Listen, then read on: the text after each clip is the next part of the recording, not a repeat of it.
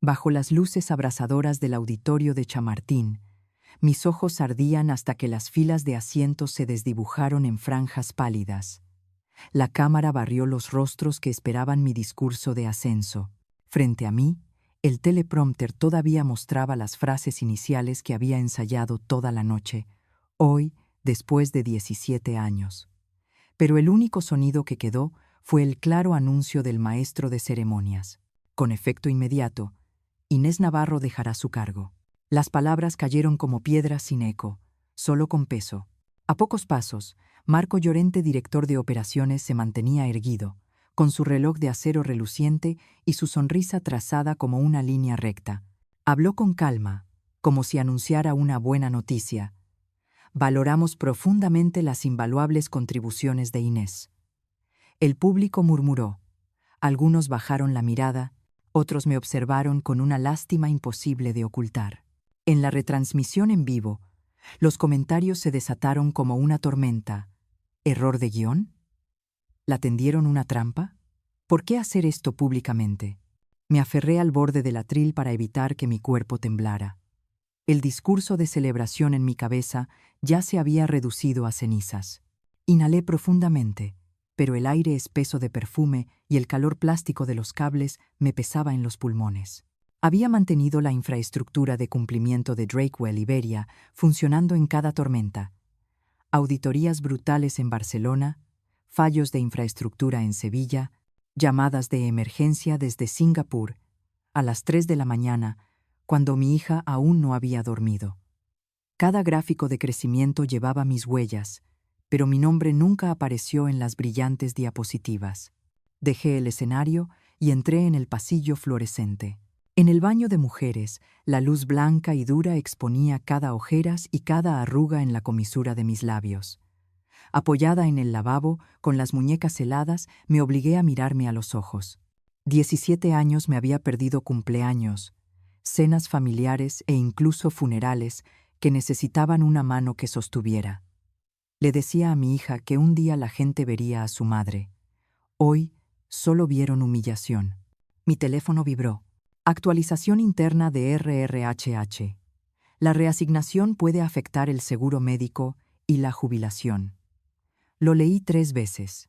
No solo era la deshonra pública, también me apretaban el lazo de las redes de seguridad que había construido mes a mes. El siguiente mensaje era de Lucía. Felicidades por el ascenso, mamá. Siempre supe que te comprenderían. Me deslicé contra la pared de azulejos, sintiendo que el sonido del agua corriendo por las tuberías encima de mí marcaba una cuenta regresiva. Me lavé la cara y volví al pasillo. Nadie me detuvo. Quizá pensaban que ya había terminado. Pero yo no había terminado. Regresé a mi escritorio. Me senté como una extraña en una habitación conocida y abrí mi portátil, medio esperando el mensaje Access denied. En cambio, la pantalla me dio la bienvenida. Bienvenida, Inés. Mi cuenta seguía activa. El teclado se calentaba bajo mis dedos. Abrí el archivo de cumplimiento, la bóveda que yo misma había construido y cerrado con decenas de capas de procedimientos. Carpetas ordenadas, auditorías internas, conciliaciones financieras, borradores de presentaciones. Abrí Q3, Investor, DEC, Final, PPTX, junto a Q3, Internal, Audit, Final, XLS, X. La diapositiva mostraba un crecimiento del 21%. La auditoría mostraba una caída del 8%. La brecha estaba rellenada con Projected Contracts, contratos sin códigos de cliente, sin fechas de firma. Seguí bajando. Safety Approved, estampado en equipos que habían fallado la inspección. Gráficos de Employee Wellness, planos a pesar de las oleadas de renuncias tras los recortes de bonificaciones. Una carpeta roja parpadeaba. No distribuir. Riesgo de exposición. Hice clic. Apareció una presentación confidencial, con letras en negrita en la primera diapositiva. Projected Growth Not for External Release. Escuché el suspiro del aire acondicionado. Debajo, un gráfico de 2 capas. Una versión para los inversores, otra para uso interno. Por primera vez en 17 años, vi que el muro que habían construido no era de hormigón, sino de cartón pintado de brillante. Comencé a mover archivos a un disco externo. Cada barra de progreso se estiraba como una pregunta. Entonces apareció una ventana emergente. Acceso inusual detectado. Me quedé paralizada. El triángulo amarillo parpadeaba como una sirena. Revisé mi correo. El sistema había enviado una alerta a mí, no al equipo de seguridad. Un error de configuración de hace años, cuando pasaba noches enteras ensamblando circuitos de alerta. Quizá nadie lo arregló, porque asumieron que yo siempre obedecería.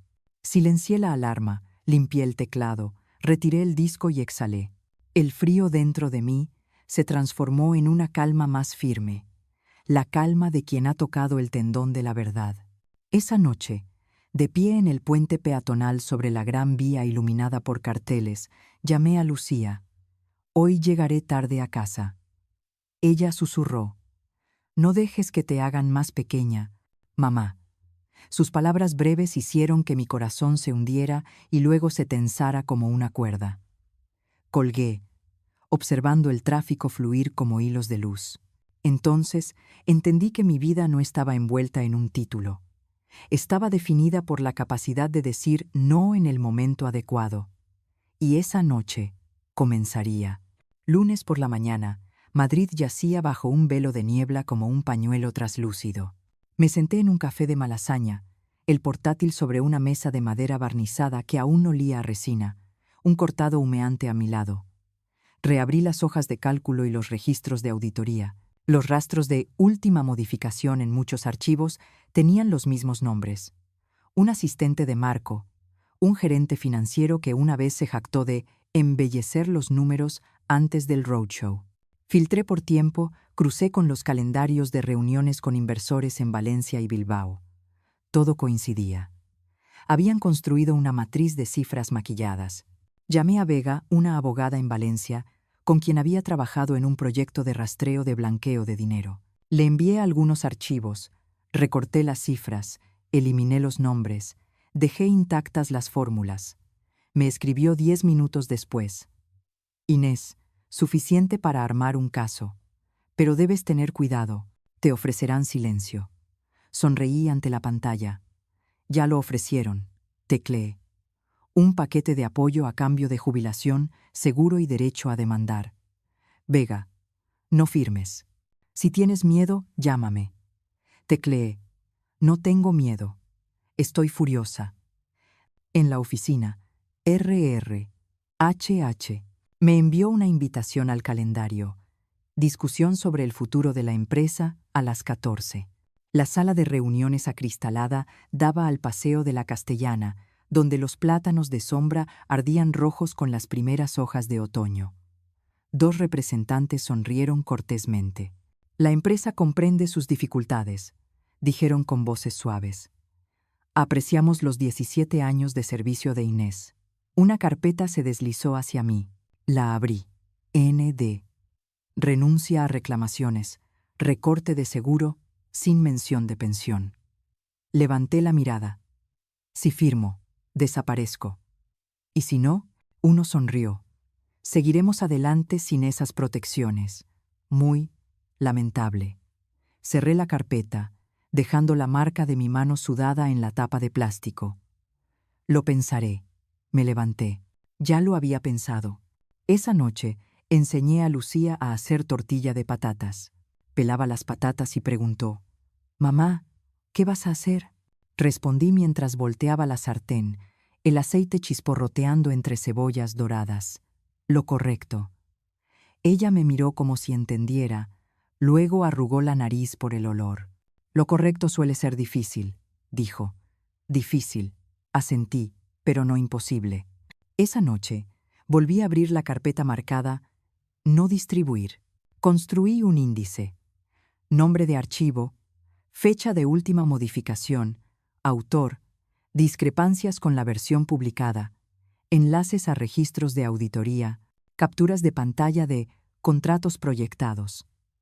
Escribí notas explicando por qué eran ilegales según las directivas de la UE y la Ley Española de Mercado de Valores. Incluí correos electrónicos de un vicepresidente sobre ajustar la redacción, donde decline había sido reemplazado por temporary headwind. IU. A la mañana siguiente, Vega llamó. Inés, tienes dos caminos: denunciar a las autoridades o forzar a un competidor a exponerlo. El segundo es más rápido, pero meterás las manos en el fuego. Miré el reloj. 9:17. En la intranet vi el nuevo calendario de Roadshow de Marco, con el título Siempre transparentes. Me reí. Estoy acostumbrada al fuego, dije. Dame un nombre. Vega suspiró. Ardena Sistemas. La reunión tuvo lugar en una pequeña oficina de lavapiés. La sala era tan blanca como un mapa en blanco, solo una mesa de madera, dos sillas, un dispensador de agua. Dos representantes de Ardena me miraron con el agotamiento de depredadores hambrientos. Coloqué el disco duro sobre la mesa. Si lo que dice es cierto, dijeron. Le pagamos 5 millones. 10 millones usted elige. Negué con la cabeza. 1 euro. Se quedaron paralizados. ¿Por qué? Porque no se trata de dinero. Quiero que la verdad salga a la luz y que nadie diga que me vendí. Se miraron entre ellos y luego me miraron a mí. En sus ojos había una forma muda de respeto. Al firmar el recibo simbólico por 1 euro, uno de ellos dijo de pronto: Marco nos contactó una vez. Vendía una historia difamándola. Inestable, temeraria, poco fiable. No lo compramos. Resulta que le temía a usted. Retiré la mano. La traición siempre envía un heraldo por delante. Ahora era el turno de la verdad de concluir. Esa tarde, los periódicos económicos empezaron a filtrar la historia. Por la noche, las redes sociales explotaron con memes. Siempre transparentes estampados sobre gráficos en rojo sangre. La foto de Marco entre dos conjuntos de cifras contradictorias. A la mañana siguiente, las acciones de Drakewell Iberia cayeron en picado. Las líneas internas de teléfono permanecieron inquietantemente silenciosas. En Chamartín, los periodistas montaron trípodes bajo el techo de cristal que reflejaba el cielo azul. Pasé entre ellos con un abrigo largo, gafas de sol, extrañamente serena, como si una migraña se hubiera roto por fin tras días de dolor. Al mediodía, RRHH envió un correo urgente recordando las obligaciones de confidencialidad. Respondí con una sola línea. Mi única obligación es con la verdad. Vega envió un mensaje. Prepárate. La gente de la comisión llamará. Hananze. Esa noche, en el pequeño apartamento de Ruzafa, mientras mi hija y yo comíamos paella recalentada, la televisión anunció: Drakewell Iberia enfrenta acusaciones de falsificación de información. Lucía me miró. ¿Han llamado? Asentí. Sí, declararé. No dijo nada. Solo acercó más su silla. Puse mi mano sobre la suya. Pensé que incluso si lo pierdo todo, al menos lo que nos queda es a nosotras. La mañana de la audiencia, Madrid parecía recubierta de cristal, fría, cortante, sin una sola nube. Me puse un abrigo largo y entré en el edificio de la Comisión Nacional del Mercado de Valores en la Gran Vía. El pasillo estaba alfombrado de rojo oscuro. Una luz blanca caía desde arriba, haciendo que todo pareciera tan severo como un quirófano. Decenas de cámaras alineaban la entrada. Los reporteros gritaban mi nombre, lanzando preguntas. «Señora Navarro, ¿tiene pruebas reales? ¿La despidieron por emitir advertencias internas? ¿Está colaborando con competidores para destruir a Drakewell?» No me detuve. Solo caminé, pasos firmes, el corazón latiendo rápido pero sin descontrol. La sala de audiencias brillaba bajo las luces fluorescentes. Una larga mesa de roble relucía. Sillas de cuero alineadas en orden perfecto, frente a cada una un micrófono del tamaño de un puño, con la luz roja parpadeando en directo. Frente a mí, 5 comisionados severos. A la izquierda, la prensa se apretaba en las últimas filas, tomando notas. A la derecha, Marco Llorente estaba sentado con un traje azul oscuro, la corbata apretada hasta asfixiar, los ojos fijos en el grueso expediente frente a él. No me miró. Quizá no podía. El presidente abrió la sesión. La audiencia de hoy busca verificar las acusaciones de manipulación financiera en Drakewell Iberia. Señora Inés Navarro, puede comenzar. Dejé mi carpeta sobre la mesa. Respiré hondo. Mi voz sonó por el micrófono, más firme de lo que esperaba. Trabajé en Drakewell Iberia durante 17 años, responsable de los sistemas de cumplimiento interno. Afirmo que las cifras publicadas se alteraron de forma sistemática para ocultar la caída financiera y las violaciones de seguridad. Un comisionado preguntó, ¿tiene pruebas concretas? Proyecté las diapositivas en la pantalla grande. 2 gráficos de ingresos aparecieron lado a lado, uno mostrando un más 21% de crecimiento para los inversores, otro mostrando 8% de las auditorías internas. Señalé. Esta brecha se llenó con contratos proyectados entradas sin número de cliente, sin fecha de firma, sin firma alguna. En resumen, no existen. Un murmullo recorrió la fila de prensa. Los flashes estallaron. Marco tomó el micrófono, su voz suave.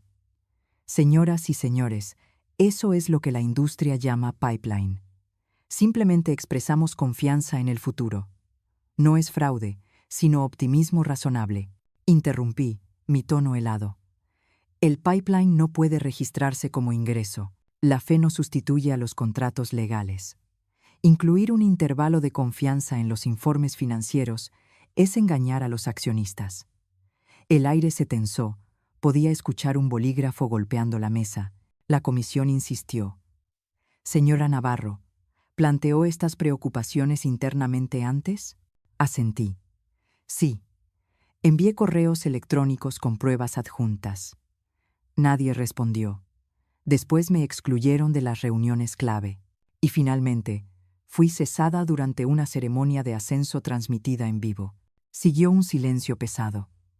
Sentí como si toda la sala respirara conmigo. Siguientes diapositivas. Registros de auditoría con la firma digital de un subdirector, donde Decline se había cambiado por Temporary Headwind.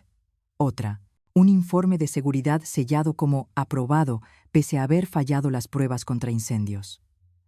Cada cambio no fue un error individual, dije. Fue una directiva sistemática. Algunos reporteros levantaron la vista, los ojos brillantes, como si olieran sangre. Llevaban meses cazando esta historia. Marco contraatacó, hablando de la complejidad de los procesos, las dificultades en la traducción global de datos, los márgenes técnicos de error. Pero su voz empezó a temblar. Su mano agarraba el vaso de agua con demasiada frecuencia. Una comisionada lo miró fijamente. Señor Llorente, ¿niega que el eslogan «siempre transparentes» impreso en los materiales internos es contradictorio? Marco guardó silencio. La sala guardó silencio. Las luces de las cámaras se enfocaron en su rostro, captando el sudor que rodaba por su sien. En ese momento supe que no tenía salida. La audiencia se levantó al mediodía. La prensa se abalanzó hacia adelante. Me escoltaron por el pasillo. Afuera, una multitud esperaba. Un cartel escrito a mano se alzaba. No más fantasmas. No más fantasmas. Me detuve un segundo, el pecho apretado. 17 años había vivido como un fantasma. Hoy, alguien declaraba lo contrario por mí. Esa noche, de regreso en mi pequeño piso de Ruzafa, encendí la televisión. Las noticias repitieron mi frase. El pipeline no puede registrarse como ingreso. Al instante se convirtió en una cita viral. En Internet, la gente la convirtió en memes. La pintó en muros digitales. Incluso la imprimió en camisetas. En la pantalla apareció mi propio rostro iluminado, sereno, firme.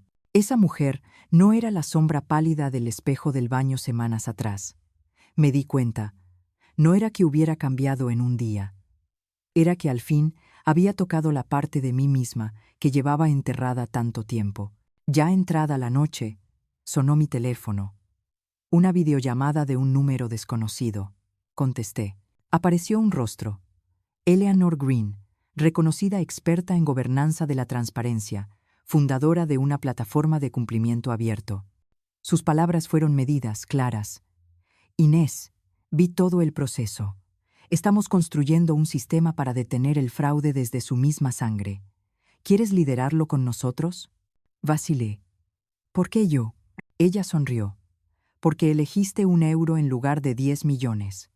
Solo alguien así puede construir algo que no se puede comprar.